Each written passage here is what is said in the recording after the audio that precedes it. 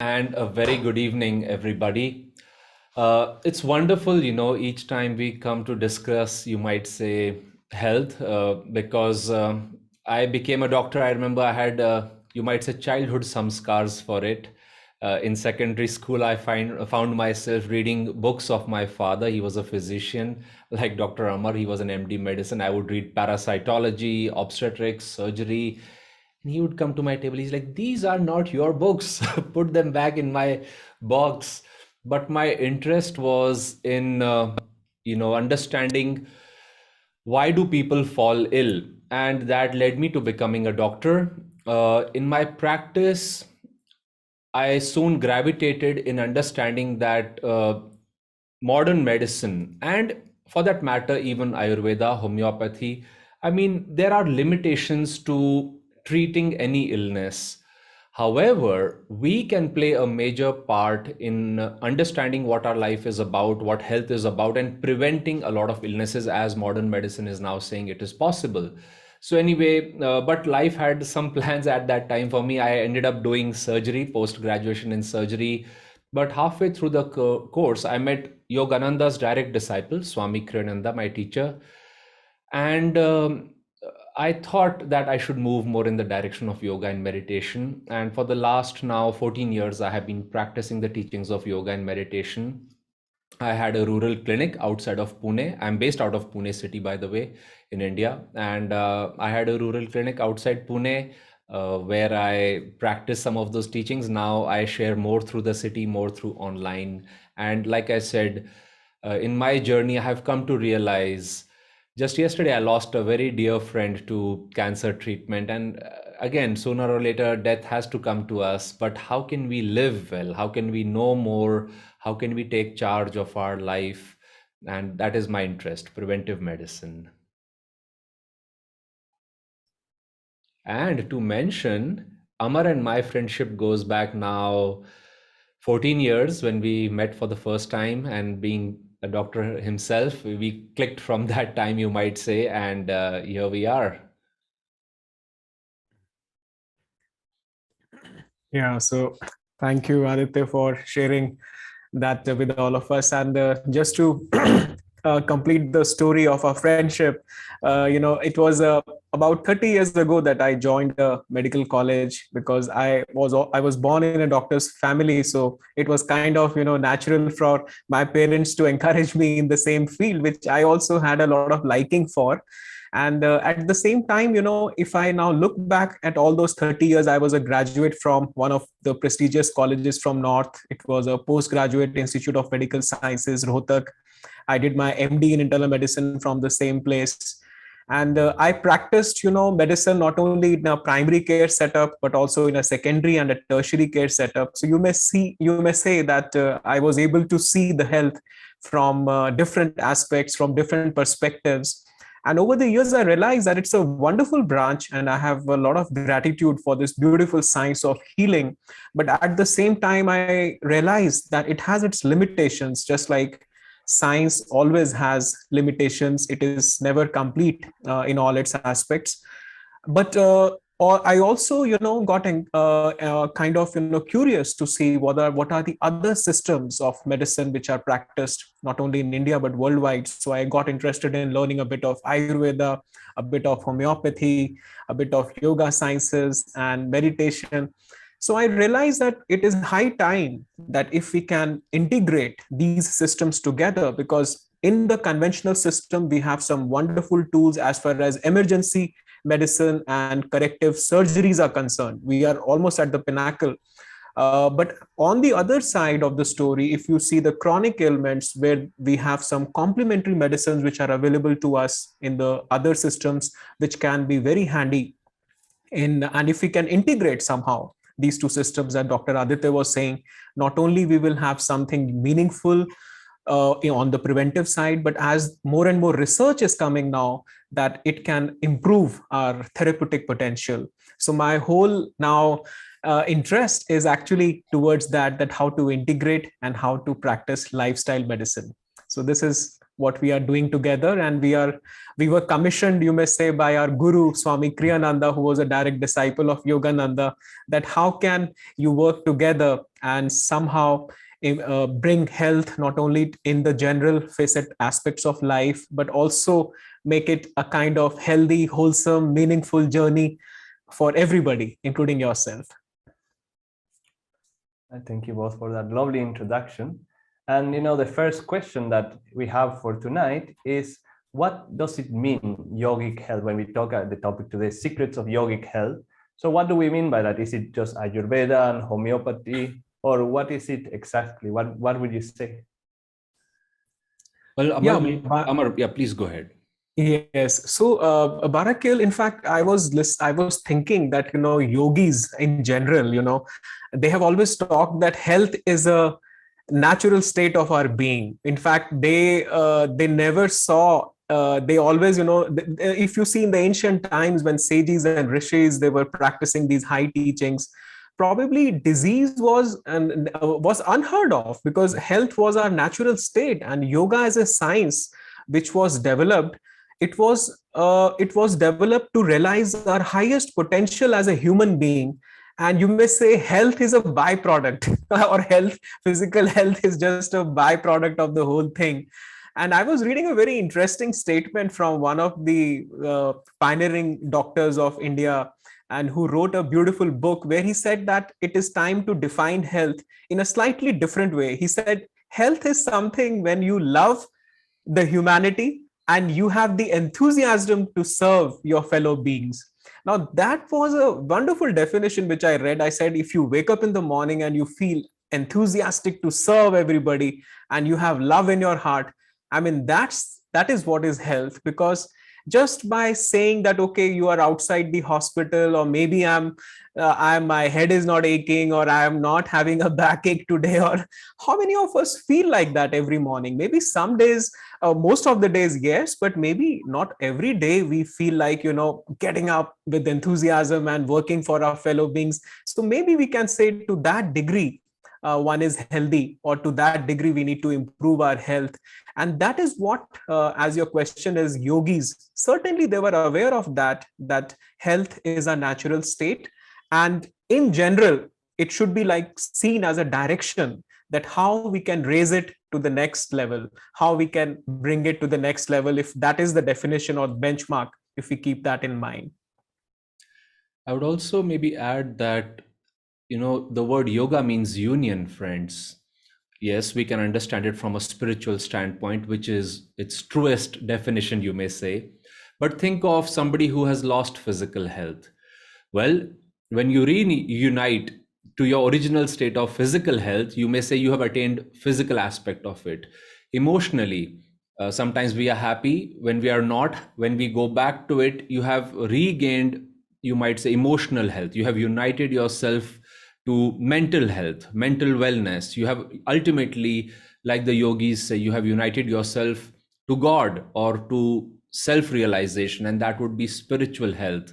So think of yogic health, that there are lifestyle measures, there are attitudes of mind, there are practices which are age old, and when we apply them, we too, in a step-by-step manner, can go back to that state of health. It's universal. I see you talked about, the body, the mind, the emotions. Do you feel like one should give equal emphasis to this, or is there any other aspect of health that perhaps is often overlooked? Or do you think that if we keep the physical body right, is that there is to it, is all that there is to it? Well, maybe I'll share a little bit here that by God's grace, I've had a healthy physical body. But seeing other people suffer in the hospitals gave me a lot of emotional pain, you may say. And I would ask myself that, I need to fix myself. I need to find a solution. As long as you're healthy, you don't realize what its absence may mean. So I would think, Barakiel, that all of them are important. When you lose any one aspect, then we realize that, oh, I took it for granted. Physical health, most obviously, because we become, you might say, handicapped in some way. Even a slight fever, the food doesn't taste the same, the sunset doesn't look as beautiful, sleep patterns are changed. So I would say they're all important: physical, mental, emotional, and I should add spiritual, because that is particularly very important to me. Like I said, I lost this friend yesterday. It's necessary to ask the question. You see, when you die, at least you can't ask that question through your body. If there is a spiritual world, you will ask somewhere over there from the other side, as they say. But while we're alive, why not try to find an answer to what might be happening once the body ceases to function or exist? For me, seeing death was very eye-opening. It actually brought me to the spiritual path. So I would very much put that. I tell people, keep your mind open to asking that question sooner than later, because it's something we all will go through. It's something we see around us. And there are some yogis, especially, this is a topic of secrets of yogic health. I would say, well, the yogis know about life and death more than what medical colleges teach. So just one thing, Bara, which comes to my mind as you put this question is that we have always read this quote that a healthy mind resides in a healthy body, certainly. And but it is the other aspect, which the modern science, especially in quantum physics and quantum medicine, as we are saying, that it is actually the mind which runs the body. So if your mind is healthy, as Dr. Aditya was saying, if you're spiritually, emotionally healthy in your mind, then your body naturally becomes more healthy. And this is what is being talked about in the quantum medicine now these days. Because they consider, if you see one of the greatest scientists of the last century, Einstein, his friend Max Planck, who was working on the matter all his life, at the end of his life, he said, although I have worked on matter, but I can now say with authority that matter does not exist. What exists, he said, is actually consciousness, because our consciousness is the fundamental reality and matter is a derivative of consciousness. Now apply the same thing to your human body.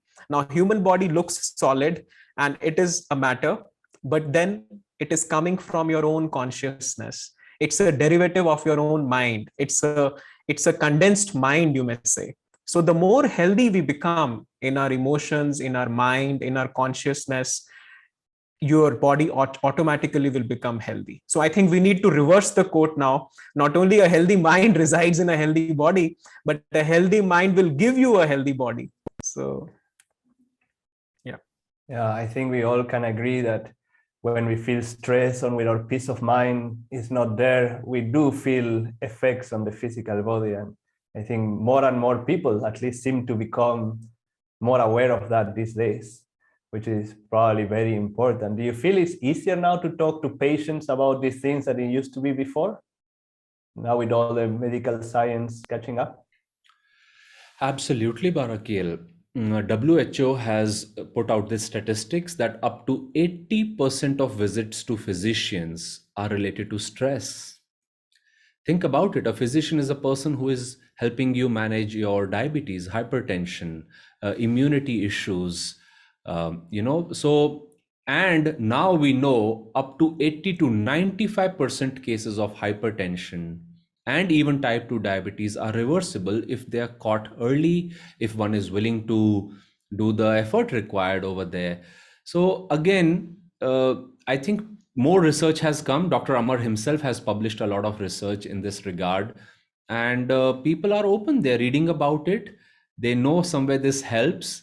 There still many have the question, because it has not gone into, you might say, school education so widely, or college education, that how does yoga really help? What is the scientific basis behind it?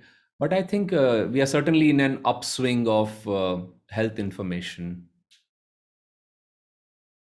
And as Dr. Aditya mentioned about some of the researchers, in fact, in the last 30, 40 years, a lot of pioneering work has been done by great scientists and the one of them is Dr. Dean Ornish. He actually wrote a book called Reversing Heart Diseases, and his recent book came, which is titled as Undo It. So now a lot of research is available which says that just maybe about 20, 30 years back, maybe it was people were not receptive or they were asking for proof. Now, let's say whenever, and which is natural also, that yes, you say that mind is the driving force, or let's say yoga works, but where is the evidence? Where is the proof? And now we have the evidence. We have some of the highest quality trials done, what we call the randomized control trials, and they have shown repeatedly. In fact, there was a small book which was published by a physician in US, where he showed that there are in total more than 117 health conditions, starting from obesity to diabetes to high blood pressure to high cholesterol to anxiety, depression, cancers, which can be corrected or which can be, reversed also to a larger extent by just making lifestyle changes. So this is high time where we are having a lot of evidence, and all we need to do is become little aware and start putting it into practice. The problem is that evidence is there, but the inertia in the mind of the people is still there, and somehow in the back of the mind people are still skeptic that is it really going to work, because it is too simple. That is what they say. And many of our sages have actually said that sometimes we miss the boat because we feel, oh, it is too simple. Is it really going to work? That's the thing. Yeah, I think you said something really right there.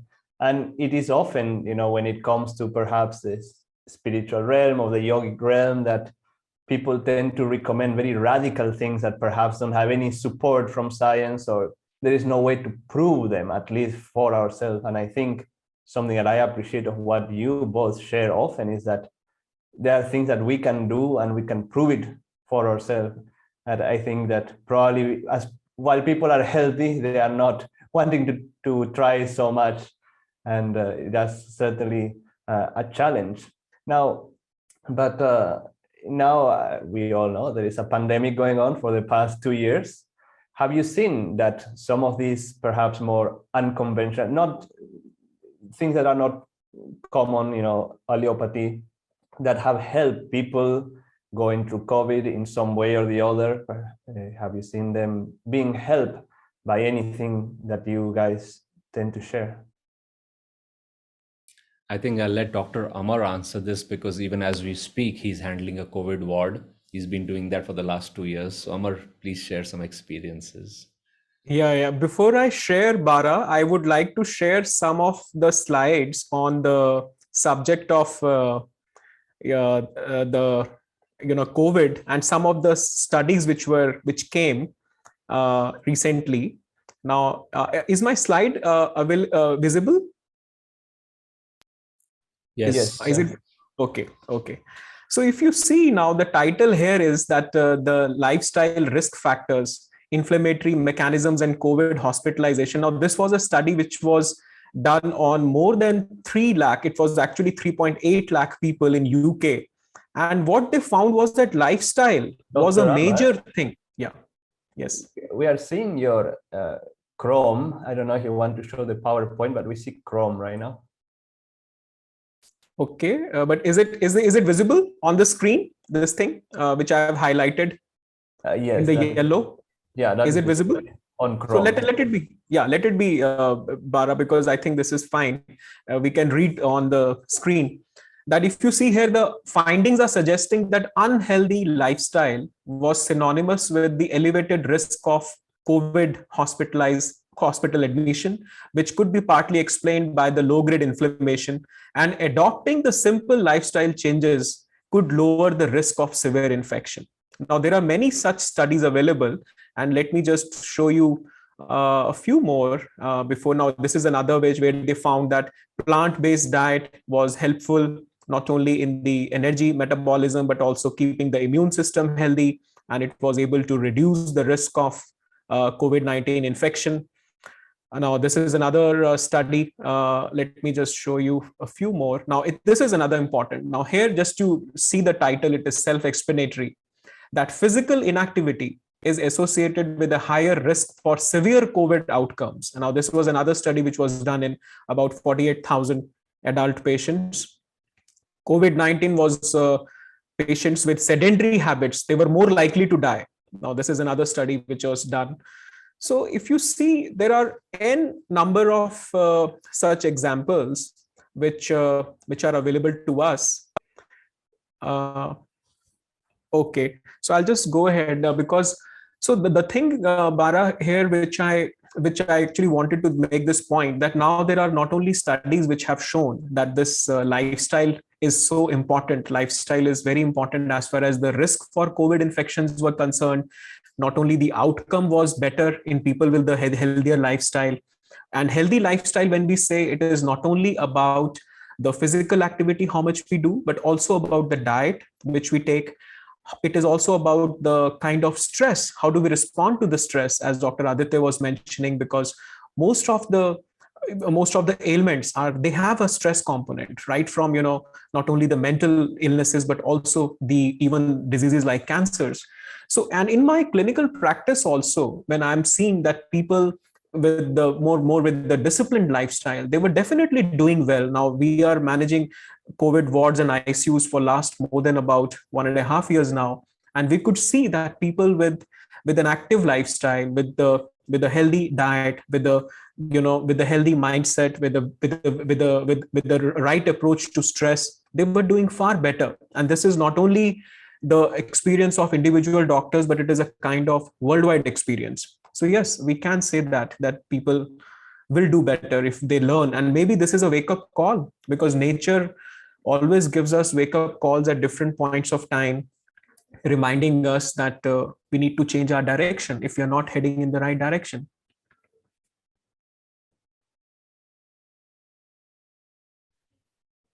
Dr. Aditya, would you like to add anything, or should we move on? Yeah, I was just thinking that health is a very fascinating subject, not just to study, but to engage in. That I'm sure our audience over here is here because they're very enthusiastic about this subject. And friends, whether you take up the subject of, let's say, proper exercise, or what am I eating, how shall I be more conscious of it, or like Dr. Amar said, sleep patterns, trying some yoga, meditation, do some and see for yourself. And that is wonderful. Instead of just getting a good health or policy, insurance policy, or finding the best doctor in town, those things are good adjuncts, but I think nothing can replace our own enthusiasm for this subject, and it's fun. Yes, indeed. Now, I think most people will agree that yoga and the teachings of yoga is wonderful for preventing disease, preventing illnesses. But have you any experience of perhaps these yoga teachings healing somebody, perhaps even if they had tried other treatments and they have not had success? Have you seen these other simple practices, as you call them, helping people be actually healed? Oh, certainly. Thanks for that question, Barakiel. I'm right away remembering two of my patients from many years ago, actually. And one is a dear friend. Even now, when we meet, he says this to me: still on one tablet, doctor. And that's because he used to be on 8 different tablets. This was the year 2010, for hypertension, for anxiety, insomnia. And basically, he went between Mumbai and Pune. He did very extensive work in these cities. He saw some of the best doctors, but his prescription list kept on increasing till he took charge. I told him honestly, he had not slept for 3 days when he sought out my consultation. I sat him down. I said, you need to change some things in your life, your exercise, your sleep, your what you eat. And basically, just in 3 months, mind you, his I still believe was drastic. I would advise most people to still come down slowly, but he came back to me, and basically we had started him on exercise, fresh juices, adequate sleep. And when I say exercise, he was breaking the sweat twice a day with walks, and some meditation practices. He came down to one tablet from 8, and he's still on that one tablet. And I remember it was simple lifestyle measures to be done at home by him. His family helped a little bit with some changes, The second is even more dramatic. This was a patient who was 28 years old. He was bedridden because of paralysis after a road traffic accident. He was paralyzed for 6 years. And I remember he came with two big files of two of the best hospitals in Pune, where immediately after the accident, for about 6, 7 months, he received treatment. He unfortunately had remained paralyzed. And honestly, I was not hopeful of much recovery. But in his case, he practiced what Yogananda ji taught, the energization exercises. It's a system of 39 exercises, and one has to practice it, you might say, with some awareness of energy or prana flowing in the body. Secondly, this boy had a lot of faith. He did them. I told him, if you have some faith, you don't have to pray to my guru. Just, I said, pray it with faith. And he said, I'll go to the village temple and do it. And he just went on full blast. He stood by the temple wall because he was paralyzed. He needed support. And he would do with one moving hand, two hands. And out of 39, he'd started with 4 exercises. Then he did 6. He threw his walking stick after 2.5 months. Then he found a job. And I was so delighted to see that. And that gave me the proof that Yogananda used to say that, like Amarji was saying, that mind creates the body. So Yogananda explained it's consciousness which creates the mind and thoughts. From there, he said energy is created, and that energy is called prana. And he said prana flows through the physical form. So if the physical form has a problem, work on the physical level, but also try to change the prana, try to change the thoughts. So my friend worked with faith and prana. That was dramatic and very nice to see. Amarji? Just to add 2 more stories to that, what Dr. Aditya shared, I would share about this lady, who just came recently to my OPD, and she was a young lady in her late 30s, and she got diabetic, and she was very scared when he saw her sugar levels coming around 350 post meals. And she came to me, doctor, that I have been diagnosed with diabetes at a very early age. Can we do something about it? I said, yes, certainly. But she said, I don't want to take medicines. I said, for now, your sugars are very high. We will have to give you some medicines because, but I can assure you that this is a lifestyle related disorder, as more and more research is now showing, and you can reverse it. This is what the research also is saying, that diabetes is a reversible disease, which about 10 years ago, maybe doctors were also doubtful about saying that statement. Now, she agreed to what measures I told her, to make some simple changes in her diet and doing some exercises. And I gave her a 6-month target that, okay, if you will continue this for 6 months, you will be able to, maybe we will be able to reduce your medicines. And you won't believe that she came after 4 months. She was very happy. And she said, doctor, I was weighing 80 kg when I came to you. I have reduced now 11 kgs by just following what you told me. And my sugar status, we do sometimes this test, what we call HbA1c, which gives us an average sugar of last 3 months, which was more than 10.5 when she came to me.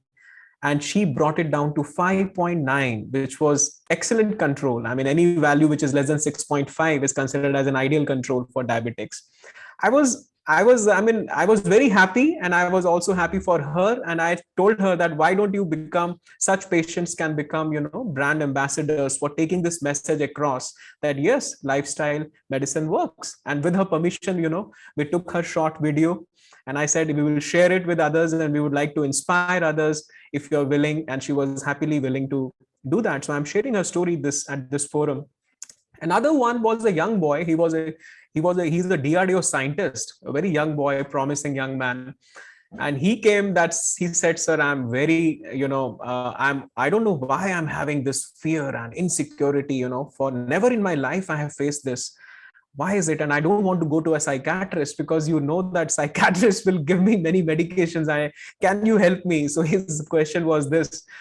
And I said, yes, we can certainly help you, because now there are evidences that even without medicines, if you work on if your mind, your mental attitudes, neuroscience research is now saying that, yes, we can reverse the negativity, the negative thoughts which go in the mind. Because thoughts, as yogis have pointed out, they are not created in our mind, but they are being just received by the mind. So just by raising the energy of the mind, by becoming more focused, by bringing our energy more to the front part of our brain, what we call the prefrontal lobes, we can change the quality of our thoughts. So he was sometimes we often run this program, what we call lifestyle program. He enrolled in that, and later on it was that he said that, yeah, after 2 sessions, he said, doctor, I'm feeling one change. He said, although those negative thoughts are still coming to me, he said, but I have started becoming aware of them. Now that's the first point, because when we become aware of any thought, we can change the direction. Either we can allow it to pass through our mind, or we can just like a guard on the gateway of our mind, we can guard it, and we understand this thought is not for me, because it is something which is going to add impurity to my mind. Because my mind is like a home, so we have to guard our home. Just because you can't just allow anything to come into your home, we have to guard our mind too. So these were the two examples which I have just shared, because this shows that these common elements, whether they are anxiety or depression, or they are diabetes, or as Dr. Aditya was mentioning, maybe it could be just neurological weakness, could be paralysis, or could be, so the name of the disease does not matter, whether it is from the physical side or mental or emotional side, but these things, they work, and all we need to do is just give it a try with our whole heart. Actually, if I may add something here, Barakil, Dr. Amar mentioned a very interesting thing, that illnesses, there are more than 3,500 documented diseases of physical, mental, emotional kind. But friends, one of the secrets of yoga, yogic health, is that the yogis said, to the degree our energy or prana goes down, its flow, its amount in the body, to that degree illnesses increase. And when you increase the energy of the body, physically, mentally, emotionally, spiritually, illnesses go down. So many times we may have heard somebody joined, let's say even the gym for that matter, but we are talking about yoga. So yoga classes or meditation, or they changed their diet, and 1, 2, 3 illnesses disappeared from their being. It's because energy goes up. So keep this simple. Keep your energy high and illnesses will be low. Keep the, and disease itself is, Yogananda used to say, dis-ease. So be in ease, and when our energy is high, we all feel wonderful. I think that also, I like that simple explanation and approach towards curing illnesses when I read the yoga teachings. That's one. Those are some amazing examples, actually. Thank you so much for sharing. Now, as we draw near to the conclusion of this particular session, if anyone has any question, please do type them on the chat. That now will be a good time. Perhaps we'll get a little time to address. And Dr. Amar and Aditya are going to lead us into a small practical experience. But before that, perhaps maybe briefly, each one of you could tell us what has been your personal experience, because I'm sure you practice what you preach. So how have you seen your life has changed after applying some of these particular elements? Well, for me, Barakiel, 2, 3 things that are, you might say, more dear in my personal practice are the themes of proper posture and proper breathing. And I'll give you a simple example. When somebody is not well, they're feeling low. Patients also, when they're waiting for the doctor, they're sometimes sitting like this. We are dejected. And by God's grace, I've found a way to catch myself. Somebody doesn't have to tell me, why are you sitting with a bent spine? I have enough awareness that when I'm entering that phase, oh, they didn't listen to me, and this happened. I remember I was coming from a unsuccessful meeting in Mumbai many years ago, and somebody else was driving the car, and I was sitting there, and my spine was like bending like this, and I started brooding, and I said, wait a minute. How is your spine? You're complaining. How is your spine? Your spine is bent. And when your spine is bent, you're not able to breathe diaphragmatically. And I said, okay, I'm feeling bad about what happened. maybe it's a bad thing that happened. My meeting certainly wasn't successful, but can I rise above this situation? And I started taking a few deep breaths. And I gave myself a few minutes. I said, let's do this experiment.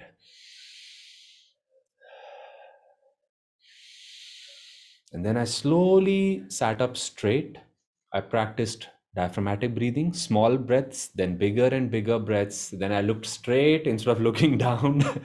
And suddenly I knew things have not turned out the way I had planned, but it was not making a difference to me personally.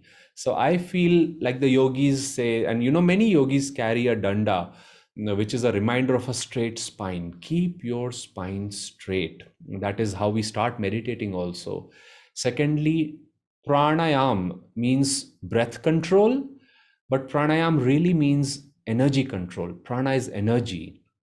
And if we can, just when the energy is going down, we take a few deep breaths. It's like you become familiar with the connection of breath and energy. So for me, I have to say these things which I learned in my first meditation class still remain two of my favorite practices.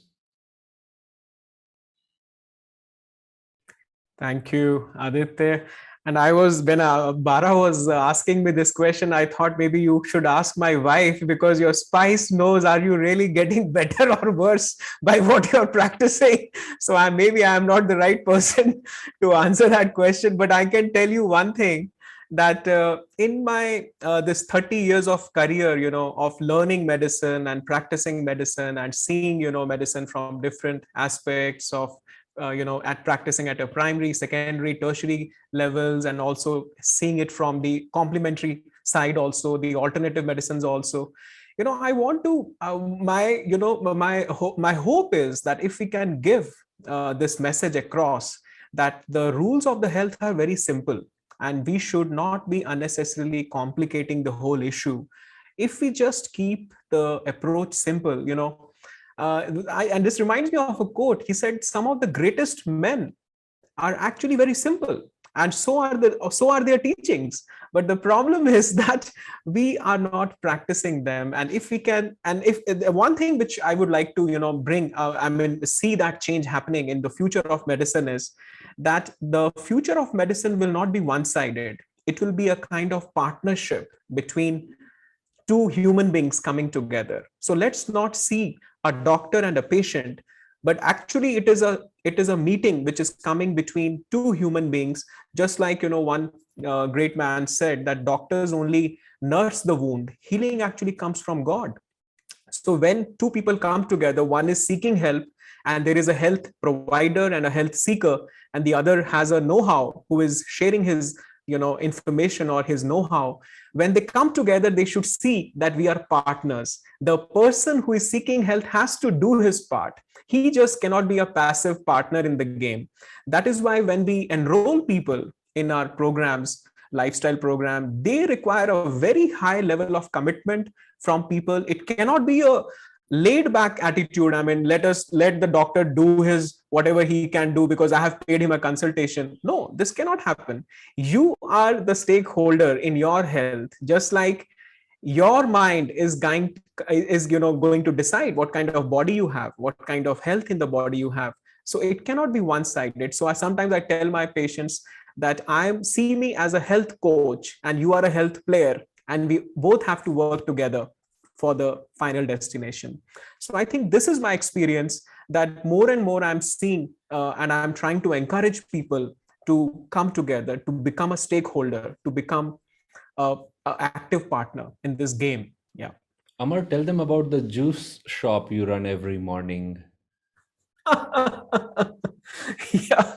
So this is something which very, although how the inertia, this is from my own life. I can say that few things, it takes sometimes a lot of effort on your own, in your own mental makeup, to bring small changes in your routine. So I always wanted to have juices in my daily diet, but I used to find that the earlier juicers, those centrifugal ones which we have seen, they were actually they are very cumbersome. You have to clean up the whole thing and manage everything, and to bring the juice, and the quality of juice is also not good.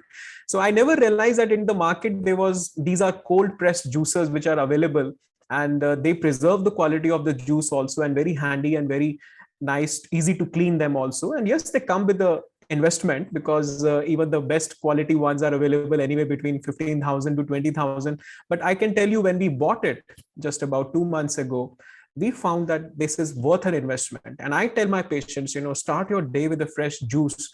And winters are the right time. You can have carrots and beetroot and oranges and grapes and pomegranate, everything. You can make different mocktails, and which I tried with the different things. And I can tell you, this can be a very small step towards that. If you start your day not with the coffee or a tea, but maybe with a fresh juice, empty stomach, and don't take anything after that for at least 1 hour, and see how does it affect your energy. Well, great. I think it's been a very informative session and really inspiring for me. Why don't you lead us into this short exercise for a couple of minutes? Then we have a few announcements after. I don't see any questions. So. Okay, Barakil. Well, friends, these are very simple practices that you can do in sitting position, and we'll do them for about 7 to 9 minutes maybe. So please sit up straight, ideally away from the back of the chair if you can.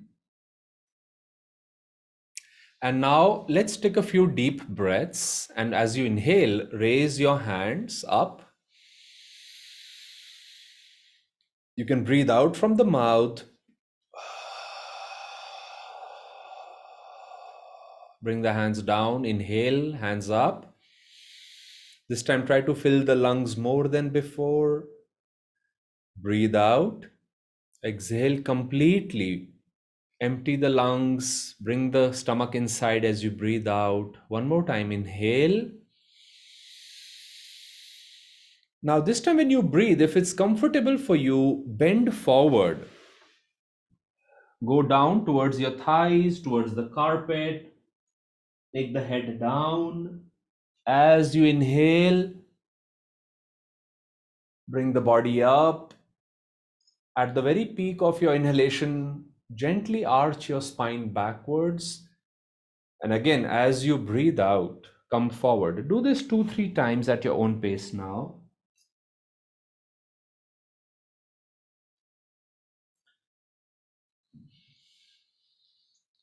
This is a version of the full yogic breath, Dirgh Pranayam, long breathing.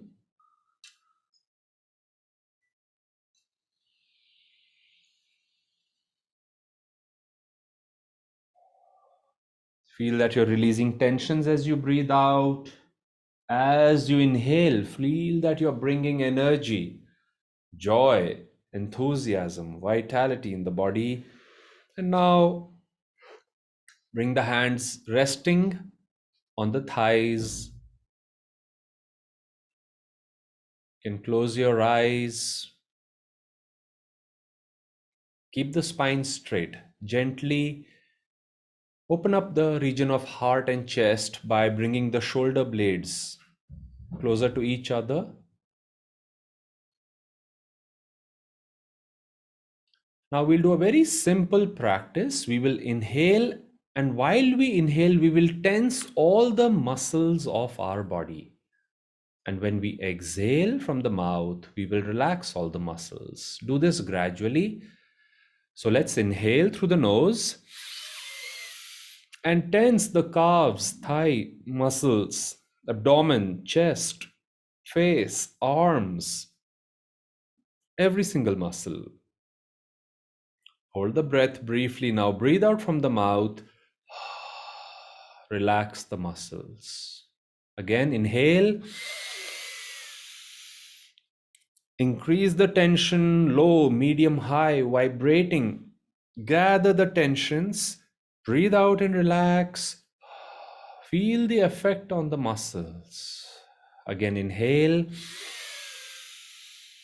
This time, feel that you're not tensing so much, but you're bringing energy into the body. As you breathe out, feel that that energy is spreading more deeply in your tissues. Again, inhale, tense the feet, calves, thighs, buttocks, abdomen, chest, spine, neck, face, forehead, fingers, all muscles. Breathe out. Feel energy spreading to all body parts. Two more times. Inhale, tense. Exhale and relax. One last time.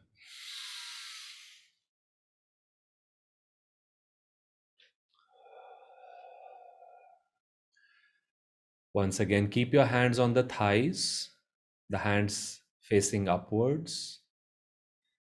Relax the shoulders, close your eyes. Breathe naturally.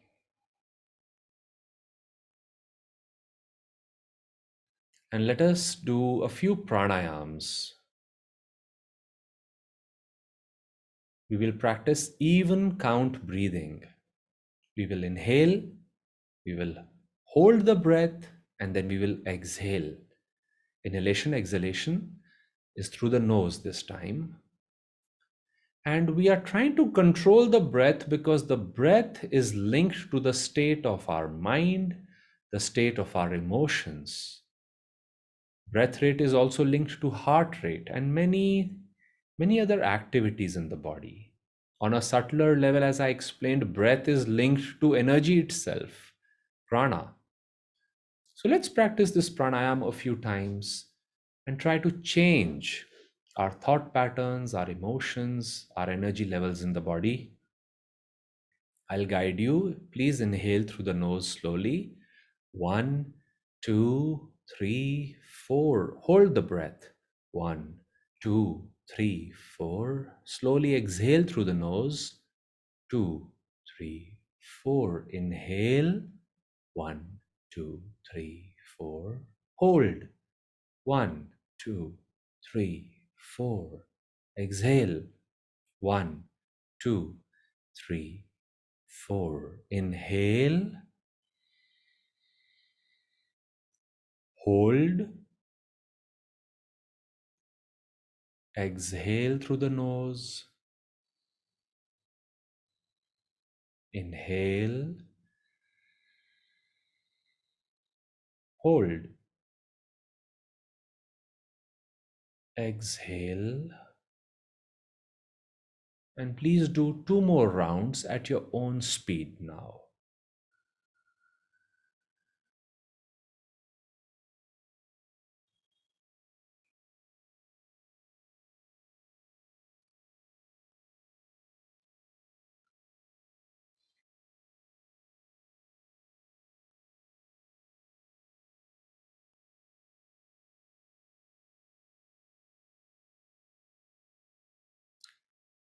With the next incoming breath, let go of all control on the breathing process.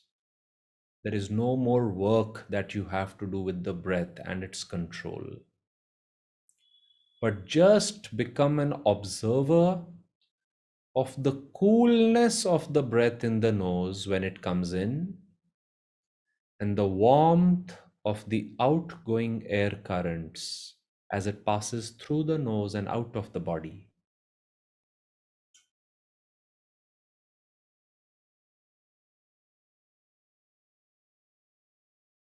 Coolness going up the nose, warm current slowly, smoothly coming down out of the nose. Let's feel this.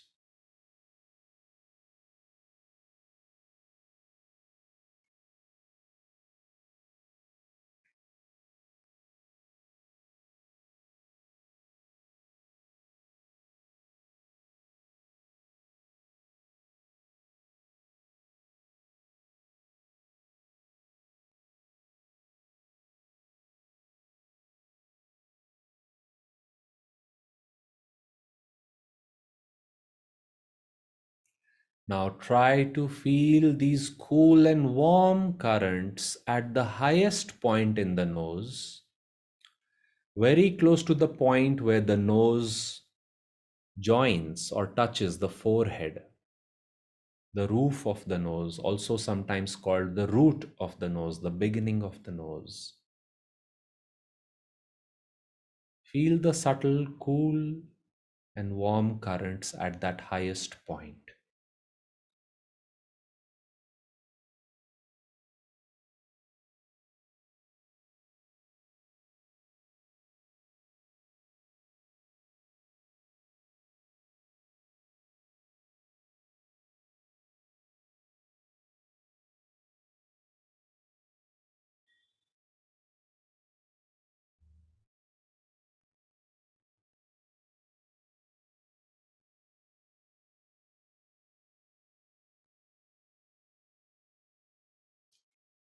Now, slowly in your mind, make a transition from observing the inhalation and exhaling currents to focusing more on the pause between these two. There's a very gentle pause that comes naturally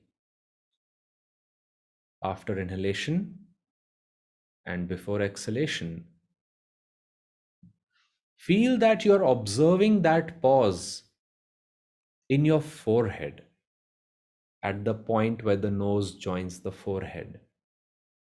You can even mentally chant Om during that pause to deepen your concentration on it.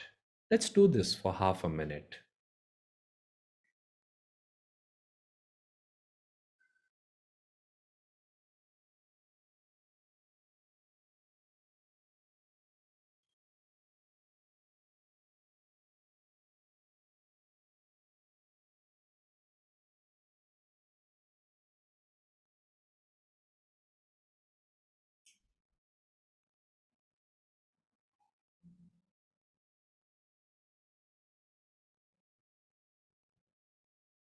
And now, in the last 1 or 2 minutes of our practice, forget about the breath altogether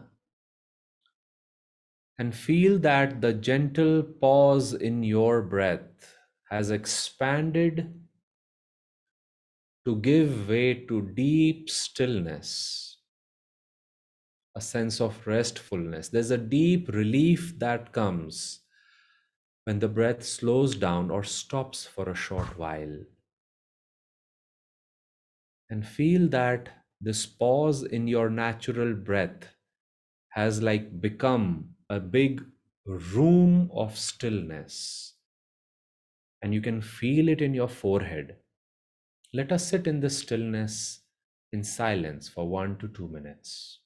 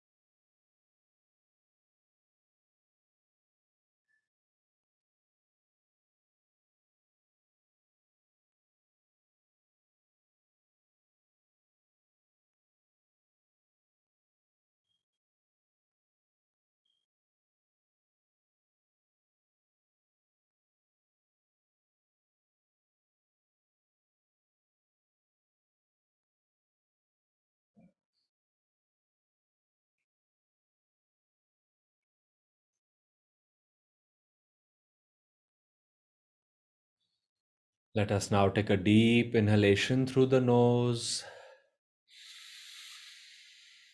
and breathe out thrice from the mouth with the small pauses in between. And with the next incoming breath, let us gently open our eyes.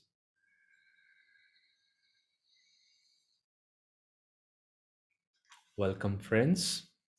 And that was a brief experience, you may say, of working on our spine when we inhaled and exhaled, stretched the spine.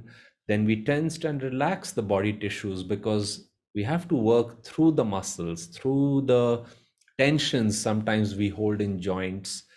Then we work with the breath, because I said the breath is linked to mind, to emotions, to many functions. The breath is life, as they say. But then the breath relaxes and gives way to deeper experiences, Paramhansa Yogananda said, of peace, calmness, and joy. And the more we can get, you might say, the butter, the cream of those experiences, the more it comes into our life. It brings us freedom from stress, it brings us deeper, peaceful experiences. So, with that, I'd like to hand it over now once again to Barakiel and for announcements. Thank you so much, both doctors, Amar and Aditya. Certainly it becomes harder to speak after such an experience of relaxation and going inside. Now, we wanted to let you all know that there is certainly much more to what they spoke about today. We had a very limited amount of time, and Dr. Amar and Aditya actually have put together a very comprehensive course in which they talk about, it's called 5 Weeks to Radiant Health. And they have divided it into physical health, mental health, emotional health, social health, as well as spiritual health. And there is a total of 37 videos. And in this course, they go step by step. They show many yogic teachings, simple exercise that we can do to improve in all of these aspects. What has modern medicine and research has said about this particular conditions of our physical body, or for mental stress, and many other things. As well, that there is worksheets, many worksheets in self-assessments for you to see how you are improving, as well as the opportunity after week 3 to get an actual consultation with one-on-one with one of the doctors, either Amar or Aditya. And they have put this beautiful course together, and I have shared the link in the chat. And because of this webinar, we are giving a special 40% off, and you're always welcome to go and sign up. And really, as Dr. Amar said, sometimes the hardest part is to get us going, get us started. So if you wish, you are more than welcome to sign up for that. If not, we'll try to keep you updated also with what other activities Dr. Amar and Dr. Aditya will be doing, so that you can always stay in touch. And if you have any other questions about anything that of any medical thing that they have talked, or about meditation, you can always write to us as well, or reply to any of the emails that we have sent you with the link for this particular talk. We are here to help, so do let us know. With that, I would like to conclude this evening. Thank you once again, Dr. Amar, Dr. Aditya. We'll leave the Zoom a little open for a few more minutes, so in case you want to check the link. And yes, any final words from you? Thank you, Barakil, for organizing this. Thanks for all for coming, and stay healthy, stay happy, take charge of your health. It is doable. I was thinking at the beginning of the course, 5 weeks go by all the time. Commit yourself in an enjoyable way, enthusiastic way, that, hey, let me see if I could change maybe 20%, 30% of what I do. Because Paramhansa Yogananda ji, these teachings are based on his teachings. He gave a whole spectrum. I mean, I have books over here based on his teachings, and the course is based on these books. I would say try these 5 weeks to gift yourself this course or others, and we would be very happy if you made use of it. Thank you, everybody. And I just want to make this comment that let us become partners in maintaining health and also regaining health if somehow we have lost it. Come join us. Thank you. Thank you, Amar. Thank you, Barakil. Thank you all.